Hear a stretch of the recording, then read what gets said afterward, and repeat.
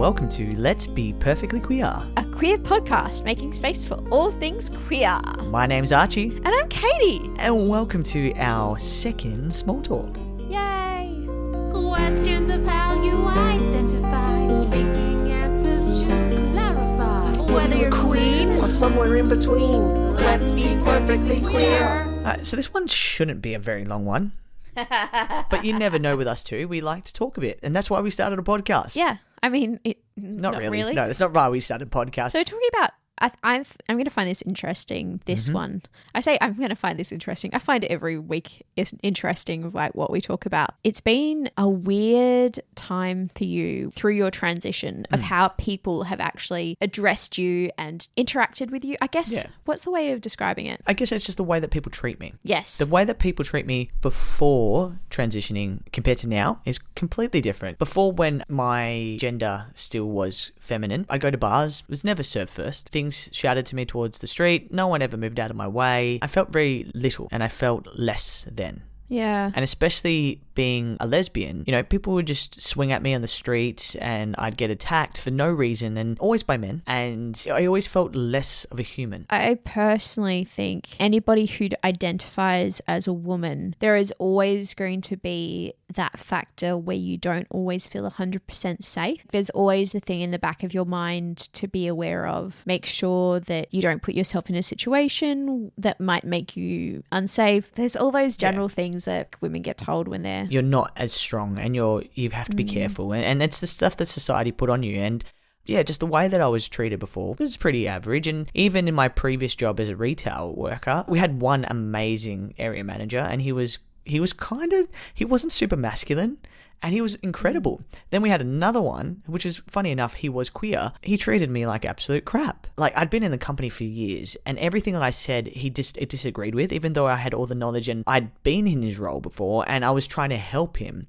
And he did ask for my help. And then when I was not siding with him and what he wanted to do, he just didn't want a bar of me. And then he just made it hell. Do you think it would be different if you were to go back into that situation now? And be masculine and being 100%. The fact that you pass as a male and your gender markers are male and all that kind of stuff. And 100%. I mean, to be honest, you do have a presence about you when people are more masculine. Yeah, I guess it's, people believe you more. Because you're a man. You're assertive. Yeah, you're assertive, and you're making your point across. And where before, being feminine and having people feel like you're an easy target, you know what I mean? You're not going to get angry and you're not going to back yourself or all that kind of stuff. Male privilege is quite an interesting thing because people just respect my opinion more. It could be also come with age. People ask me more now that I've transitioned, and they kind of want my opinion more. Simple things like going to a bar, I was never served first. Men would push in front of me and they'd just laugh about it and not care at all. And there was some bars that I was not served at all. But then it went from that to being one of the first people served. If I'm at a bar and there are women next to me, who did the bartender come up to when I'm not the first one at the bar? I'm like, no, she was here first. When the bartenders see a masculine person in the bar, they're like, oh, they must have been there first, when I was definitely not there first. Even things like going to the shops, I found it really interesting. So when I used to go to the shops and whatnot, nobody really ever come up to me. I'd shop around, and after I'd started passing, younger teenage boys would just come up and say hello and have a chat. Oh, really? Yeah, they're like, oh, how you going? And I'm like, what do you want? Is this what happens regularly? The way that people talk to me is different. Going to banks, going to doctors, they treat my symptoms like they're not all in my head, which I find really interesting. Because if I went before and I went to a male doctor and I said I'm feeling this and I've got these symptoms and that kind of stuff, they're like, oh no, you just talk really fast, or you don't have that. No, that's not it. When I go in now, they're like, oh, talk me through it could be this. Let's do some tests. And I was never before said let's do tests. Now it's like, oh, let's run some tests. It's more like go home, relax, take some Panadol. Yeah, but now that I'm hysterical. Yeah, it's the hysteria. You don't have that. Or like being hypersensitive. I've found it generally that men find it easier to identify with other men than identifying with women. Last year I sold my house and had to deal with a lot of tradies, and during all of that experience, and I'm very well conversed in the world of tradies just because of my familial background and stuff, and I know how all this works, and I'm very much like, if you were to define me as a person who could fix things, I can fix everything. I'm great. I've fixed my toilets before. I've kind of fix retic. I've dealt with a lot of tradies in the past when it's been like air conditioning, bore water, painters, all this other kind of stuff. And I remember having to hire other tradies to assist me with what I was doing. And because like I was dealing with an empty house at the time, so I would always bring you along just because... Yeah. Safety aspect. Again, something you have to deal with as a female. But like I would always bring you along, but they would always refer to you. Yeah. Even though I'm the one who had contacted them, I'm the one who'd had all the communication. They knew that I was the one that was paying. But when it came to the conversations, they would always talk to you. Yeah, and I was like, what do you look at me for, mate? It's not my house. I literally said, I don't know. She's the one who's doing it. Like, just because I'm the man in the house, not of the house, but in the house, why would I know? I was like, I have no idea what she wants. Why are you addressing it to me? And were they hired? Hell no. Yeah, like, definitely not. Walking down the street, people move out of your way, especially women. And now, even if I walk down the street and young teenage boys will move out of the way. Before, older men will move out of the way. Yeah, I've noticed that when we've been out, and you always used to be like, oh, do you want to go first? Now I'll always send you first because people will always move out of the way for you, whereas they won't move out of the way for me. Yeah. Even though, granted, I'm a lovely person generally. I can have the bitchiest face sometimes. Even then, people still won't move out of the way for me because it's that whole thing of you move for a man. It's so ingrained. It's so deeply ingrained. Right? And yeah. Why? And it's really interesting because I've lived both lives, right? Yeah. And seeing how differently I was treated before. Yeah, it's been like being treated lesser of a human just because of the sex that you were born. Do you think you get more opportunities? 100%. It's crazy. And I'd like to talk about this more. But there's a limitation to what we can talk about. Yeah, totally. Yeah. It's interesting in all those factors, isn't it? Because it kind of comes under every single facet of your life. You've talked about how health professionals understand you more. You talked about like just how interactions, and to understand this also is that your personality hasn't really changed in this, like at all.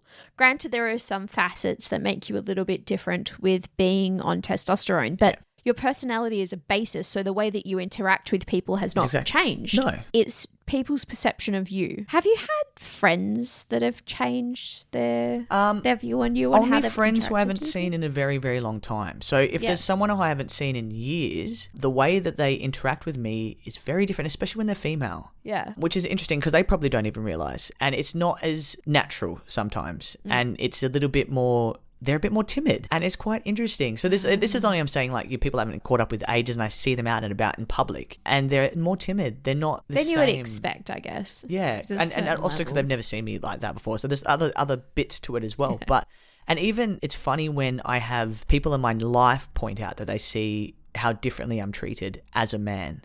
Yeah. So people who've been there before and saying, "Wow, they treat you differently now, don't they?" And I was like, "Oh yeah." Yeah, so it's quite interesting when others notice how differently I'm treated by other people. Oh, even last night, where the guy got angry at the bar. Yeah. So the guy got angry at the bar because he thought I pushed in, but we were there before him. Had that happened previously, so then afterwards he joked and he rubbed me on the shoulder and was like, yeah, we're all good, mate.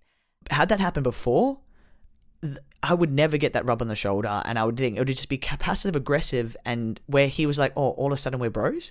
Yeah. And it's all in the blokes club? And I was like, nah, mate, you're in the wrong. You don't have to start yelling at someone because you didn't realize there's a line and you're cutting in front of everybody else. It was an older demographic as well last night. I was thinking about that because I'm like, if it had been me, I'm sure he would have turned around and been like, oh, honey. I'm sure he would have been like, sweetheart, you're okay. Like he was being a complete douchebag. Yeah, he was really rude. And then when he realized I wasn't backing down and that I was a guy, he was not having it. I hate it when it's that masculine. I'm really trying hard not to say alpha male because I hate that terminology. Like I really do, but it's sometimes it's like this dick swinging competition to be like, who's the most masculine here? Where it doesn't matter. I found that some people's interaction with you is really funny because sometimes when you've got people who don't realize that you're trans, people have realized before, it does become this like, oh, that person has to become hyper masculine to be like, oh, well, like you're taking my masculinity into question. I have to amp up my masculinity. I've definitely noticed that. So once I get a bit more comfortable with someone in a social setting and I'm probably never going to see them again, and I say, oh, by the way, I'm trans, or it comes up in conversation,